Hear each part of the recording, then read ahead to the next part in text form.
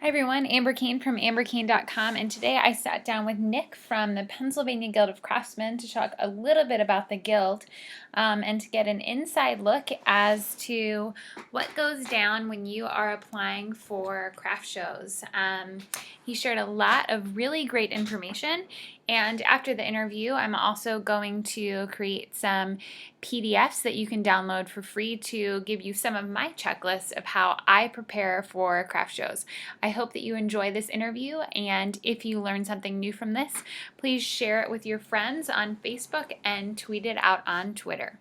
So can you start by telling us a little bit about the Guild itself and what its mission is and who should join?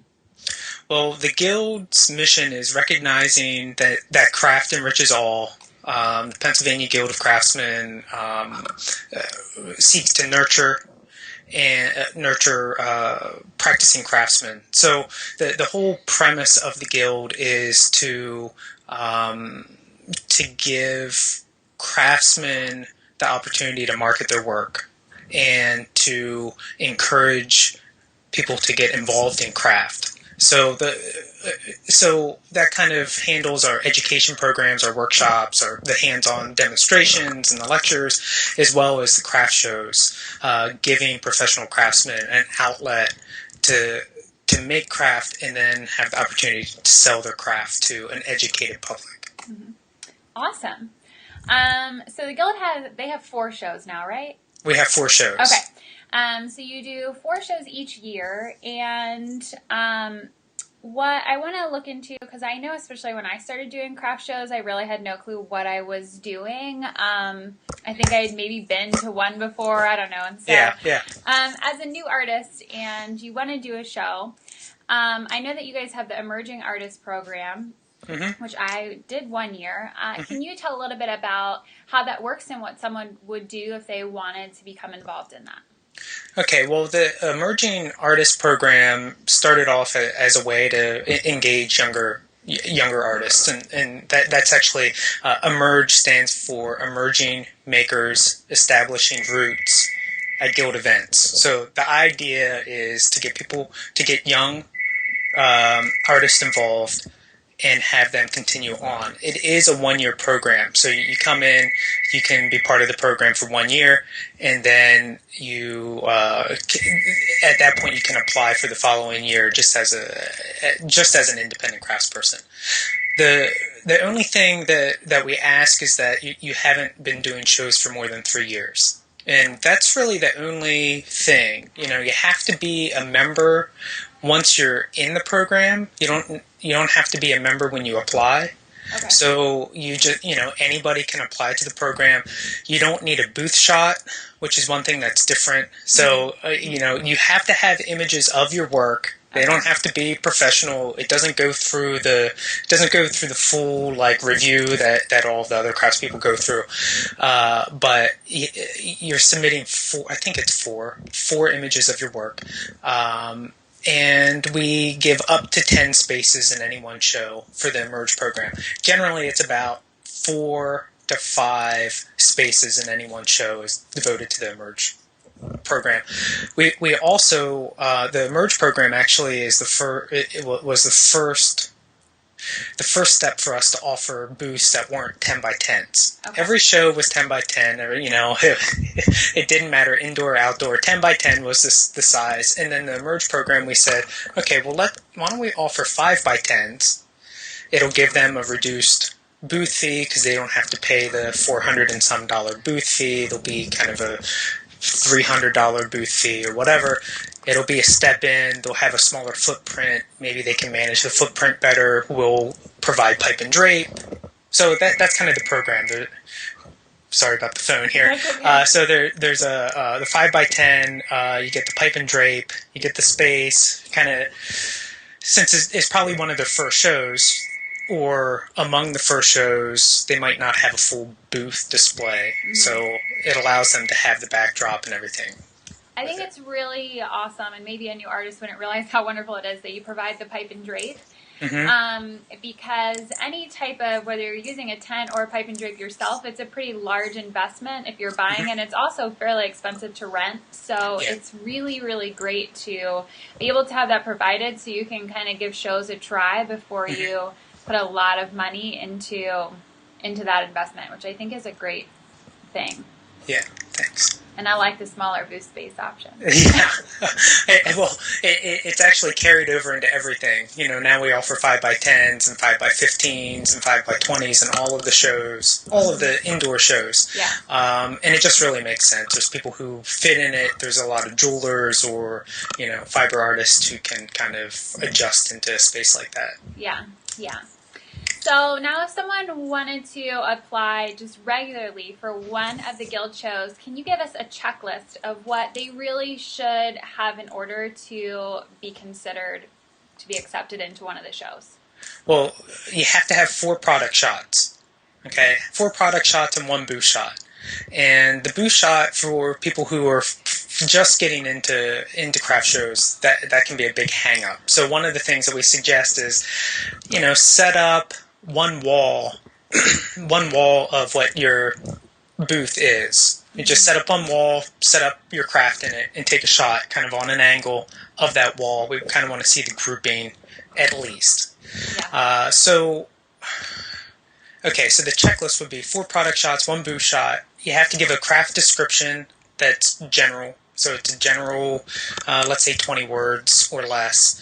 And then you'll be giving details related to your product shots. So you want to know what the materials are, maybe the size. You don't have to give the price, but you want to give kind of the basics related to that. There's an application fee, so you may need to write a check in the process. And then you'll need to kind of have an idea as to which shows you want to apply to, because it'll be the 4 shows. After that, that's kind of it as far as the checklist. When you're talking about the product images, how picky are you about the actual quality of the images? What are you kind of looking for to actually showcase the image? Well, what I look for is consistency. Okay. The biggest thing is to have 4 images that show well together.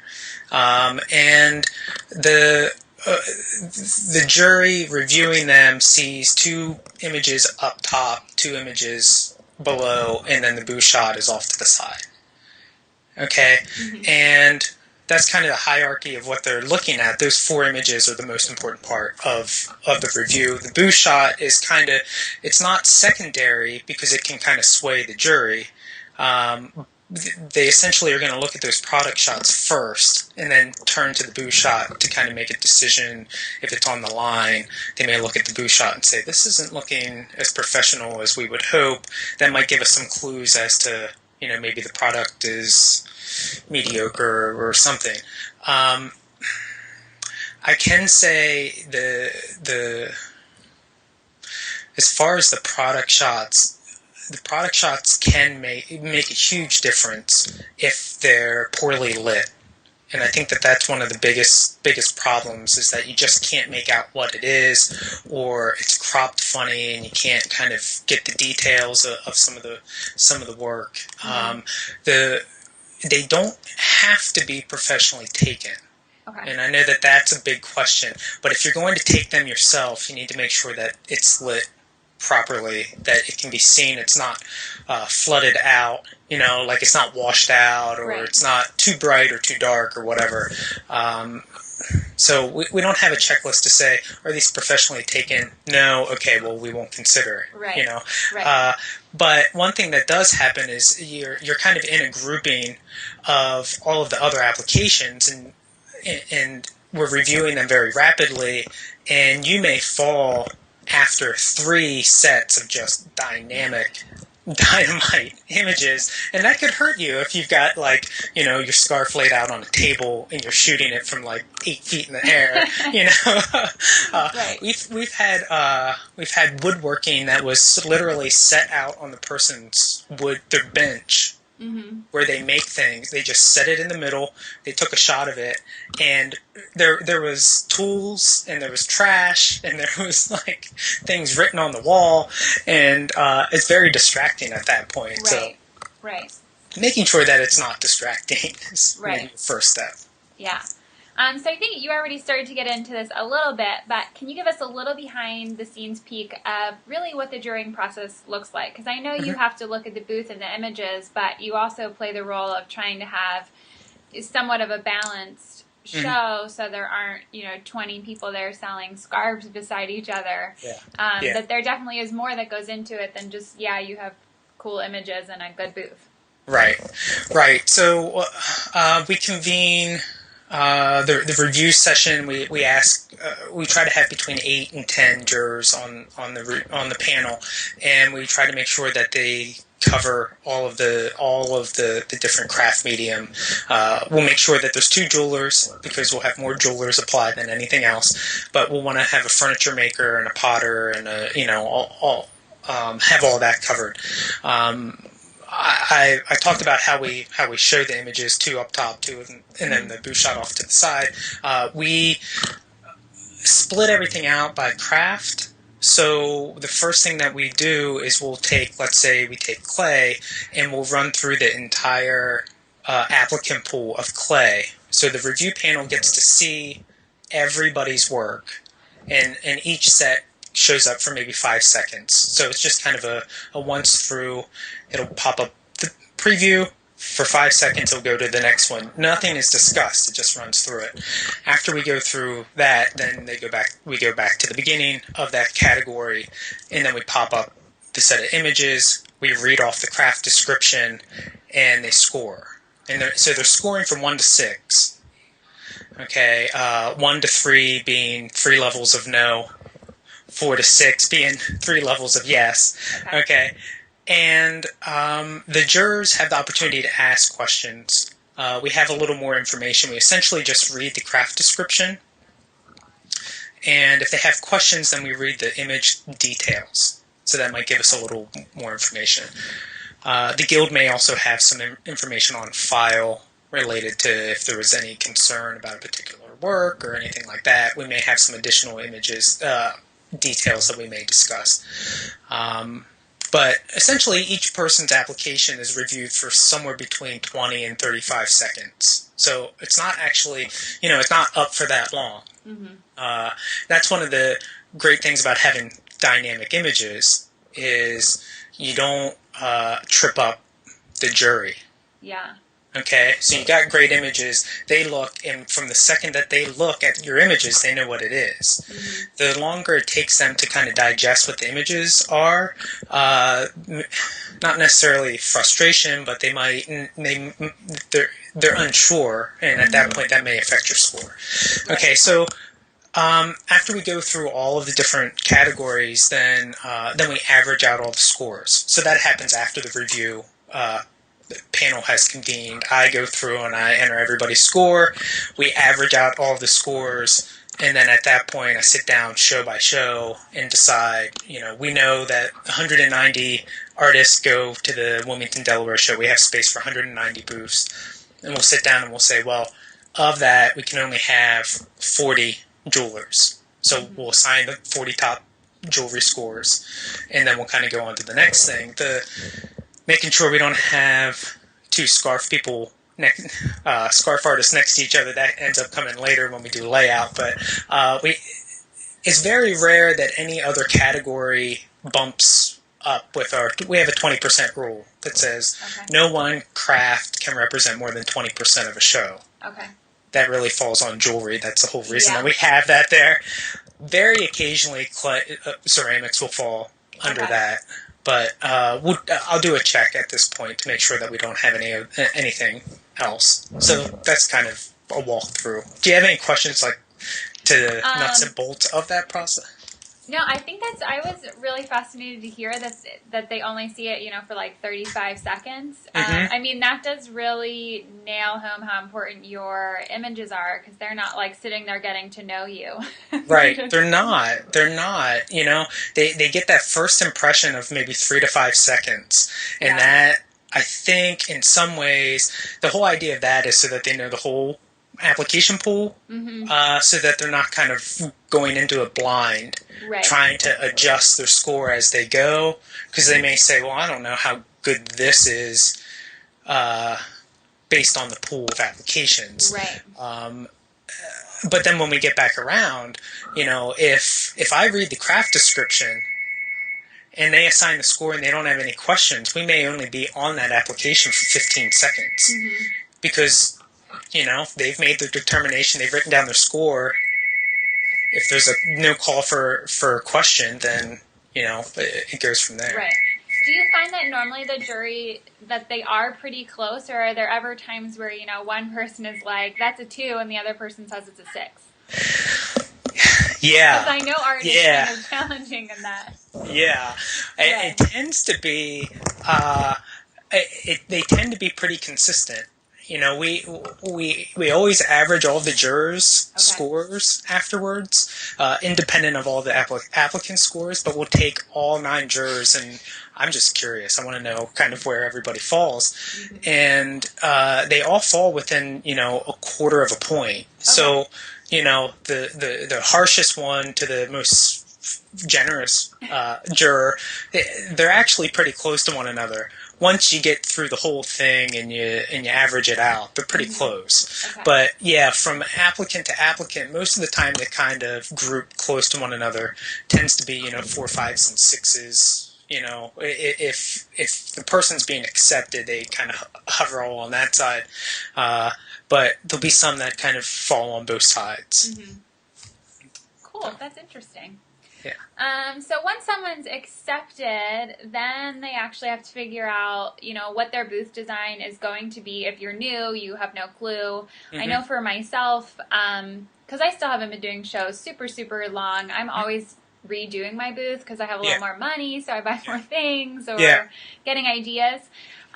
So what are some tips to what you would say is a great booth design? One, when you're doing floor juring, you're actually excited when you see it happen, and that you would really recommend to people that are trying to figure out how they can have a really great booth setup. It's such a balance. It's like a balancing act. You want to entice people into your booth by having things towards the front, but at the same time, you don't want to clutter the front of your booth because you want them to feel like they can walk in. And a customer is going to be very nervous about bumping into something, even if it's a scarf and it can't break. Right. There's kind of that nervousness that comes with, I don't want to get too close yet. I don't know how much this costs. So, I think one thing that I've recommended more than anything to people is having poster or some kind of like graphic that's in the back of the booth that's larger, especially for a jeweler or for someone who does detail work, that helps people immediately see the work. Jewelers, they've got their work under a case, and you have to step real close to see what it is. And if you've got a big image of your earrings or your rings or whatever, then the customer can view it from the aisle. And so I'm not a booth design expert, but I think that would probably be one of the things that I would recommend is, one, having something that people can see from the aisle, that may be able to grab something at the aisle, and then that kind of welcomes them into the rest of the booth, or a visual that's in the back, or having something kind of consistent. I'm all about consistency, so if you're going to do something in the back, make sure that all the images kind of work with one another, and things that can start conversations, I think, is the probably the most important thing for a craft show, is opening the dialogue, having that first talk. Right. I know that last year in my booth I had really, really big images, and just because I'm always available, I'm the one wearing all my scarves and my pictures. Yeah.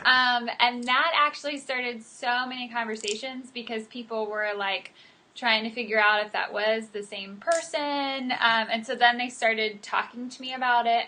I'm also playing this year with showing a little bit of the process, because I found from doing shows, for whatever reason, because I would think most people that come to the shows know everything is handmade, but they don't. Yeah. Like, they thought I was buying the fabric and just adding braids to it or adding a little embroidery to it. So helping them to understand my process and that I actually make everything, which makes the pricing make more sense. So some things I think you learn just from listening to the customers and what are common things that they're getting very, very wrong about your work. And so I'm always trying to figure out how to answer their questions by them just being able to look around in case they're shy and don't want to ask me. This is kind of the same thing as the jury.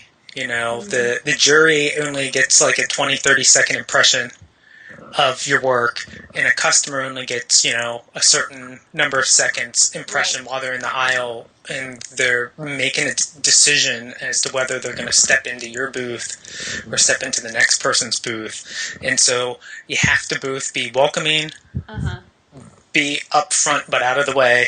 And I never know. I'm always moving. Like, where should I sit? Yeah, where should I sit, and where should I sit so I don't look like I'm lurking, ready to pounce.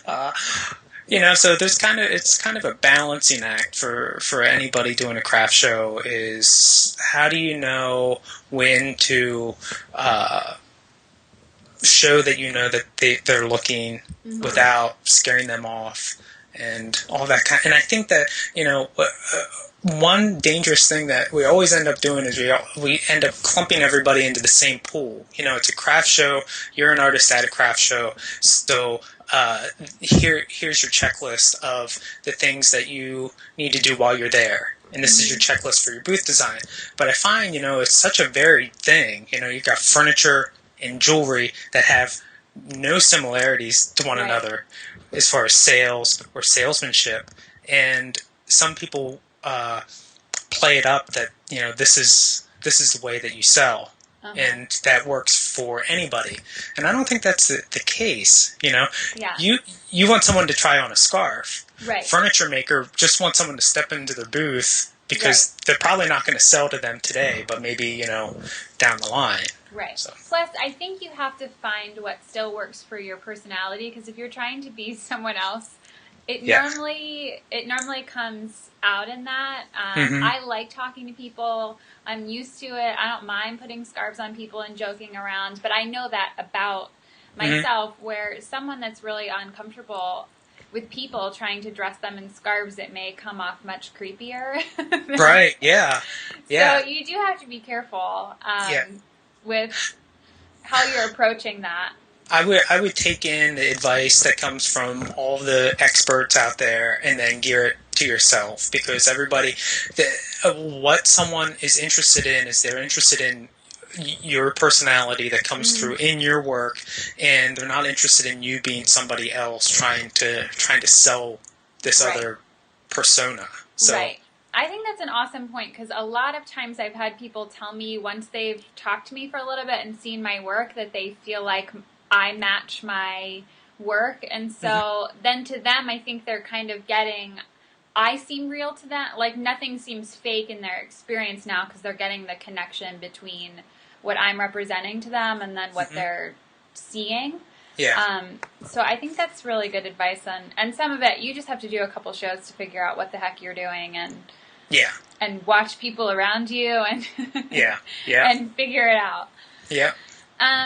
So I think a lot of artists, I even think I did when I really first started, to be honest, underestimate the importance of promoting the show themselves and sort of, hope that the people running the show are going to just take care of that for them. So can you talk a little bit about how the Guild does promote its shows, and then what you love to see your exhibitors also doing? Well, we do all the usual things. So, well, I find them to be the usual things. So maybe they're not. We create postcards and posters. We do email marketing. So we've got 8,000 person email lists that we have segmented that we can target depending on a particular topic that we want to talk about. Facebook and Twitter. We have a Pinterest page that needs to be updated some, but and then we do newspaper ads. We do some magazine ads. We do billboard ads when we do the show in Wilmington, Delaware. We do some radio spots. But I think the core, we do a direct mailer too. And the direct mailer is our greatest return. And Cool.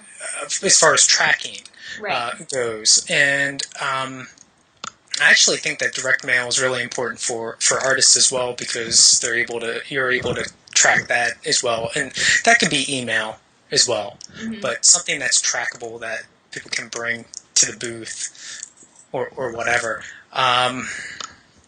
So that's kind of the general overview for the show. We also do the press releases out to the newspapers. We also follow up with phone calls to kind of all the big media outlets that we want to reach, as well as reaching out to blogs that are in particular areas. But as far as artists, I think you're absolutely right. A lot of the expectation is that, I've paid my booth fee.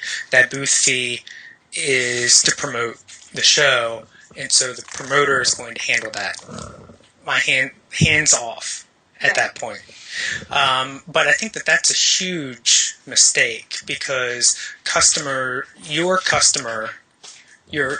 past customer is your best future customer. Mm-hmm. And if you can't bring them back in the door, I think a lot of seasoned professional craftsmen will say, 50% of their show should be past customers returning customers, and then the other half should be new customers. Mm-hmm.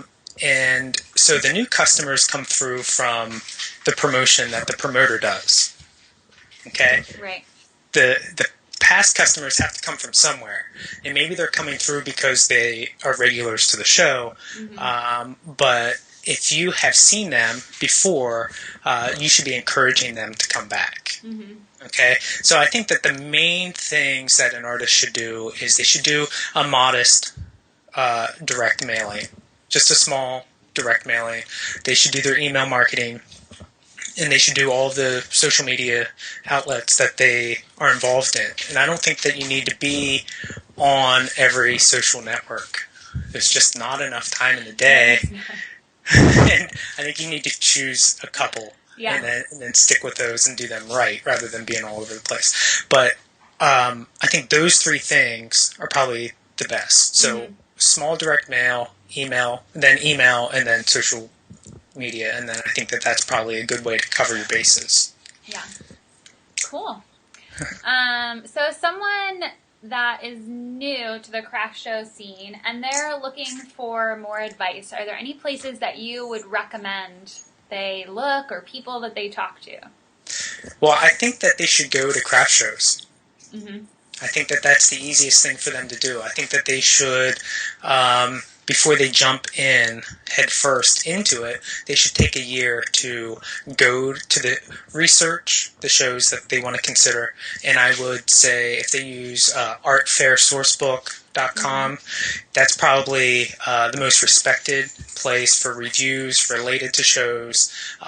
It'll give you kind of the list of, maybe the higher end craft shows or whatever, but then and then kind of mark out what shows you wanted to do in a particular first year, and then go attend those shows. So you gotta go to the shows, talk to the artists who are there, and then prior to applying to the shows for the following year. But I think that that's probably the best thing that they could do, is to go to the shows, talk to the artists that are in the shows, kind of get a pulse on the show from there, but also being able to kind of find out tips related to doing shows and all that. Yeah, I myself didn't do that, but that's because I'm so I never do things the logical way. I feel I get an idea in my head and then I'm like, I'm doing it right now. Yeah. But I do now. I even now go and walk a lot of shows. because I think it just gives me new ideas, and it gives you a different perspective when you're the customer and you're actually walking up and down the aisles, and I try and sort of take note of, oh, like I wanted to go in that booth. Mm-hmm. Or sometimes when I talk to people I went with later, I'll realize there are booths that I didn't even, they're talking about, and I swear I didn't even know it existed. Mm-hmm. So really trying to get like, well, what is catching my eye and making me stop and making me want to talk to those people, and what booth am I just kind of like, I'm cool. Yeah, Just and walking why on are by you that. walking past it? And how and then realizing, does that relate to my booth in any way? Or Right. I Yeah. think it's great to go attend the shows and see it from a customer standpoint. Even though you're there looking at it from an artist Right. standpoint, you get to see both sides. You get Mm-hmm. to say, that person knows what they're doing. I love that idea. I want to do that. How can I relate it to me? I hate that idea. I need to make sure I don't do that. I need to make sure I don't look grumpy in my booth, Mm-hmm. all that kind of stuff. Yeah, Excuse me. yeah, grumpy is definitely bad, which leads to my next question, which maybe you just answered. So what do you think is the number one mistake that you see artists making at shows? Being distracted. Oh, And whether it's reading a newspaper or looking at your phone or just kind of disinterest. mm-hmm. Um, I found that, like, even if you're with somebody, even if you're with a customer, you need to acknowledge somebody else. Yeah, And because that other person may have a question, may have a quick question that you can answer in one word. mm-hmm. And if you seem disinterested or distracted or not available, they may walk out, Mm-hmm. and they may actually be interested. My wife and I went to a show 2 years ago, and we were standing in a booth holding something that we were going to buy. It was in our hands, and we waited. And we waited, and they were having a conversation, and we weren't the type of people who would interrupt. And we waited, and we then had enough time. We talked ourselves out of the purchase, and we set it back on the shelf. Yeah, And if they had acknowledged us in any way, I'll be with you in a minute. I'll be with you. Is there something I can help you with? We would have stayed in line. We would have waited to make the purchase, but we had enough time and enough time without them acknowledging us that we walked out. yeah, So I find walking by booths and artists have their head down. You don't know what they're doing. I think by nature we don't want to interrupt. yeah. And whether it's, I think that this kind of, smartphones are great, and they can be dangerous in this instance. Mm-hmm. And you want to make sure that you're kind of aware of yourself, Yeah. and not getting lost in whatever you're doing on your phone, and be able to snap out of it and acknowledge the person that is just stepping into your booth or just walking by and is making eye contact with you and all that. Yeah, no, I think that's really, really good. Like, obviously everybody has their smartphone because it's how we're checking people out, but Mm-hmm. that is not allowed to be like out of my pocket unless Yeah. I'm swiping a credit card through it. Yeah. Because it is so easy to get distracted, and I feel like it's sort of telling your customers, I'm not that interested in you. Yeah. And I try to be actively saying hi to people, complimenting them I don't compliment them if I don't actually like what they want, but Yeah. trying to interact and seem like I'm happy to Mm-hmm. be there. I think it's hard to convince them they should come into my booth if I look like if I think I'm mad. Yeah. That I'm there. And so even on a day, if I'm not selling a lot, then I'll make up some kind of game in my head or figure something out to entertain myself. But to also make it look like I'm having a good time and I want to be there. Because I know a lot of shows that I've been at with friends, I think sometimes because we're younger, people think that we're not going to buy something.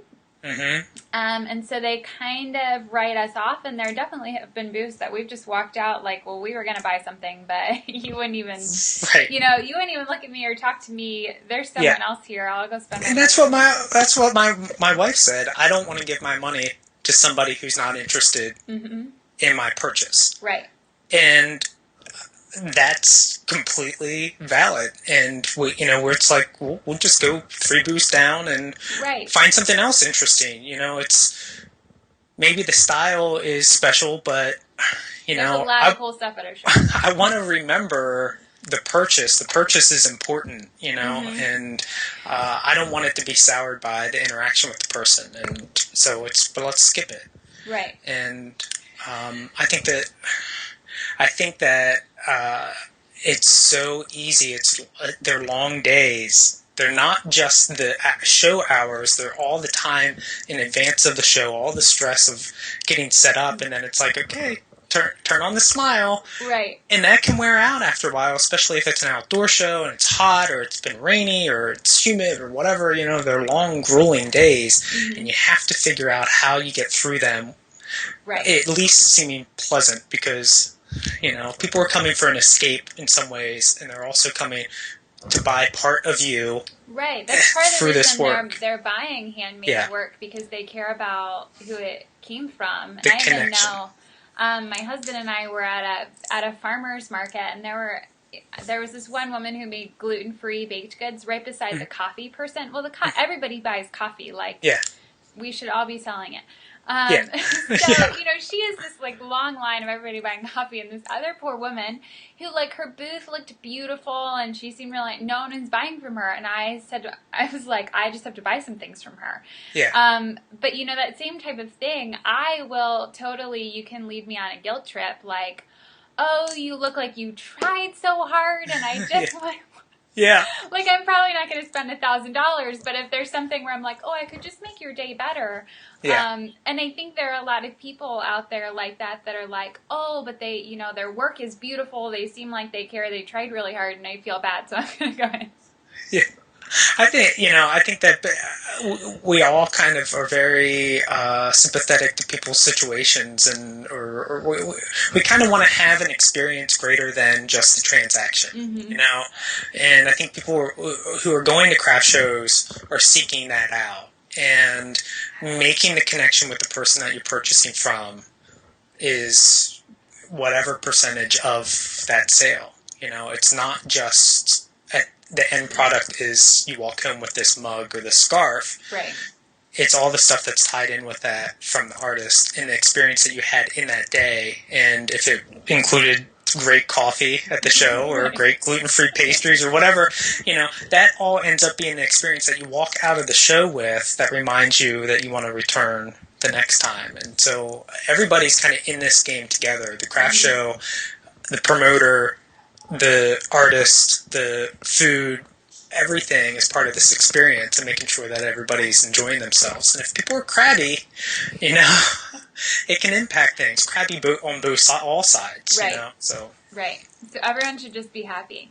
Be happy, at least until you're in the car leaving for the day, or for the show's over or whatever, and then you can be crabby on your way home and then get over it. But right. So my last question for you is, what is the best advice that you would give to any maker that's deciding to do a craft show? The number one thing you think they should put their most effort into or their most money into? Oh, man. I know, it's a hard question. It is a hard question. Just along the lines of what we were just talking about, the show's not over until you're in the car on the last day driving home. Mm-hmm. And that's really hard. That's really hard to kind of separate things, and we're all in this messy life together, and you can bring your personal problems in your personal life to the show. You want to kind of separate those things, but from a professional level, I do think that if you're looking to, I guess the two things. One, if you're doing outdoor shows in any way, your canopy tent is the most important thing you could possibly ever buy. Mm-hmm. And it'll reduce your frustration 1,000-fold if you spend the extra money and buy a decent one. Uh-huh. And I know that it's a hard hard bullet to bite, but to pay $900 for a canopy to then relieve yourself when there's high winds and difficult weather, I think that's huge. Because when you buy the one that's at Walmart or Kmart or Lowe's or whatever, it is going to come down and it's going to be torn apart, and you're going to have to get a new one. Mm-hmm. And it's a disposable thing. And wind And is really stressful. It's like at a craft show, it suddenly becomes yeah, terrifying. yeah. Rain is just you're wet, Yes. okay? But wind is this physical turmoil. You don't know when the wind's coming. Uh-huh. You don't know how long it's going to last. You're holding on to the tent and you're kind of, being shaken by it. You're hoping that the top doesn't blow off or your stuff gets blown over. And it just wears you out more than anything else. If it rains, at least you know it's raining. Right. And you can be under your tent. Right. But to have the wind is far more stressful. Yeah, you don't want to be that person with the tent like flying across, taking out the pottery booth beside you. Yeah, and that's the key thing. It's not just you. Yeah. You can have a tent full of scarves and say, "Well, it's just full of scarves. It's not a big deal." But if your tent blows into the glass blower's tent that's next to it, and you shatter $10,000 worth of vases, you're gonna really wish that you had paid that extra $700 for a good tent. Seem like a deal. Yeah. So having a tent that has some weight to it, and then buying some weights for the corners, that's just from a doing a show standpoint. But I do think that professional photography can go a long way in taking your work to a new place, and I don't think it's something to do up front. I don't think it's the first step. It's not the step in. But maybe, in the first 3 to 5 years, there should be a point where you say, okay, I want to see, I like the images that you take because it kind of sells a persona, it sells a brand, if you will. But I think that at a point, the professional photography can really change things for certain crafts. Well, and I even think, I would probably definitely think about it even more if my pieces weren't one of a kind. If you're making, 10 different types of earrings and you just have to get it photographed once and that kind of works. Yeah. Where I'm, always changing. Yeah. So that makes it a little bit more challenging. And I think it depends on if you like it, if you like trying to figure out how to do things, and how it works for you. But I do know, at least, definitely well-lit, focus. It drives me crazy when I'm trying to share an artist's work and I'm like, but you don't, none of these pictures are even really focused. They're not even focused, I know. It's amazing. I can't even share this for you because I think your photos have to represent your work. And for me, if I look at a photo that's out of focus and there's, like you were talking about, crap everywhere, then I start to wonder, do you actually have a good eye? Should I trust that the work that you're presenting is good? Because you're sending two different messages. Your photos are telling me you're not putting a lot of effort into it. You can't see very well. Maybe there's a reason it's out of focus because there's something else in there. Yeah. So I think especially when you're representing things online, then that gets really confusing as to, do you actually know what looks good, or what's what the heck is going on here? So I do think that's an important thing to figure out. This might be just kind of a natural thing for a younger generation, but having a website is kind of key, one of those key points, and you can get one for nothing, and I think having a decent looking website, once again, that it sort of looks like you have a personal aesthetic and you understand some about composition. For me, at least, when I'm going to look at people and to buy things online, everything about you that I'm finding has to represent to me that you have some good taste and you understand how things should look and it looks professional, or I start to get confused as to, am I really getting what I think I'm getting? But I do think, I don't buy something from someone online if I can't, I Google you. Yeah. Oh, yeah. I think I think everybody does that now too. And it's like, I can't find a website. There's no website. Why is there no website? And you start to wonder, is this a legit?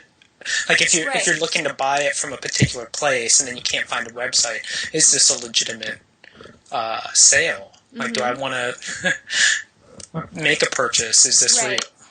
And I think you want to be easy to find, like most handmade items are more expensive that, people need to put a little bit more thought into. It's not always like, that's cool, sure, I'll pay you for that.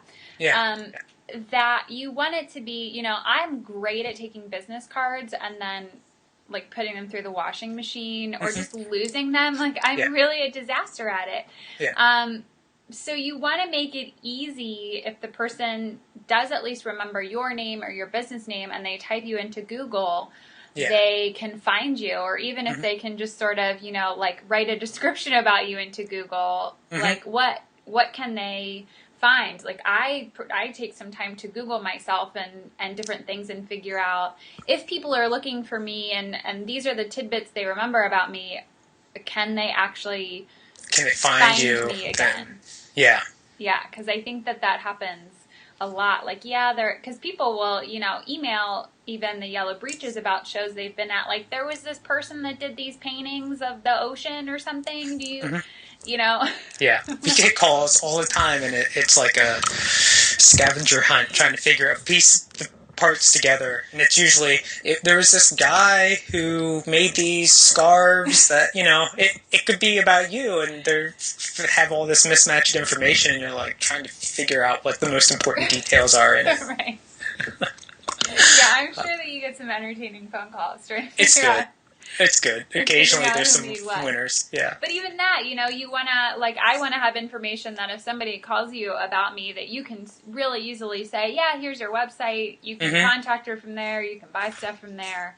Yeah.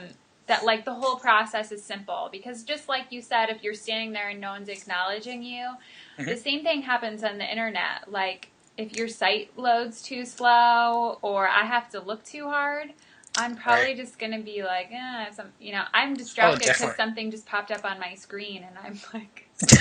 It's a busy world, and I think that at craft shows, you have a lot of people who have come in your booth, and then they are looking to get out for one reason or the other, because they kind of have a time constraints. They're only there for an hour, so they're kind of hurrying through. And it's like, well, what's your website? You need to have a website. You have to give them the opportunity to follow up if they want to, or at least have a response to that simple question. Do you have a website? No, but I'll be at this show next. Right. You need to be prepared for those kind of questions, and I think that people underestimate the importance of a website, especially established craftspeople. Sometimes underestimate the importance of a website because they've gone through the years for 30 years of having success at craft shows, and they haven't needed a website until this last, 10 years of it. Right. It is probably more important than the craft shows they're choosing to be in. The amount of sales that they're missing out on. People just want to be able to follow up. They want to have a place that they can direct. They may be directing a friend, or a sister, or someone who is going to fall in love with your work, and they can't share it with them because there's no option. Right, and I know even my old website used to be fabricatedends.blogspot.com, and I was like, that is, no one can remember that. No. And so I changed it and bought my own domain, and so now it's just amberkane.com. Like, that's way easier for people to remember. So I think some of that, too, and I know you have to get tricky if your domain is already taken. Yeah. But also coming up with a website that is easy for people to remember and easy for them to associate with you. That it's not like, well, what the heck was that? Who is that? Yeah. Especially if you're at the show, you're Amber Kane, and then your website is Fabricated Ends, or it's Amber E Kane, and your website's, or your website's amberekane.com, and you go, it's all these things that can trip people up. You want to make sure that you simplify. And let's say I wouldn't want to have my persona at shows be Nick Moeller and then have a website that's nicholasmoellerceramicart.com, because it's too much of a mouthful. Yeah. Every keystroke, you're giving people the opportunity of putting it in wrong, right. And then assuming that they got the wrong website domain from you. Mm-hmm. It's like, this doesn't work. Okay. They might not even consider that they spelled something wrong. Right. And people can get websites made through you, right? Or through the guild? They can through the guild. Okay. It's super cheap. It's $160 a year. It's $160 up front. Mm-hmm. So it's $320 for the first year.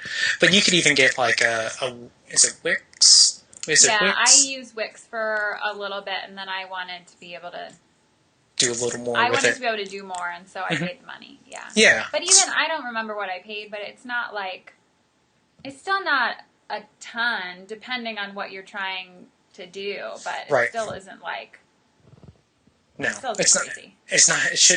You should not need to pay thousands of dollars for an artist website.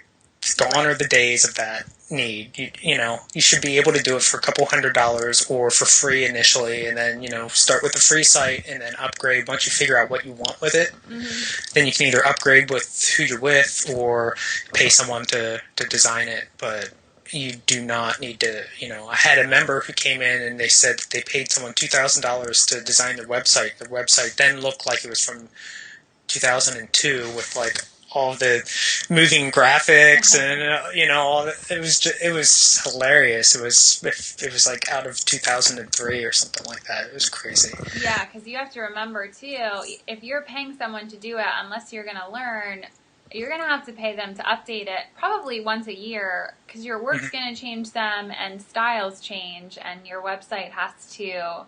Yeah. It can't be like I did a website once 10 years ago and now it's cool. Right. Because your show schedule is going to change, where your work is being sold is going to change, everything's going to change, you're going to evolve. Mm-hmm. And if you choose someone to design your website, you then should be expecting there to be, a few $100s annually for updates, unless you're going to learn how to do it yourself. And I think that's something that people miss. It's like, okay, well, I have designed my website, now that's over.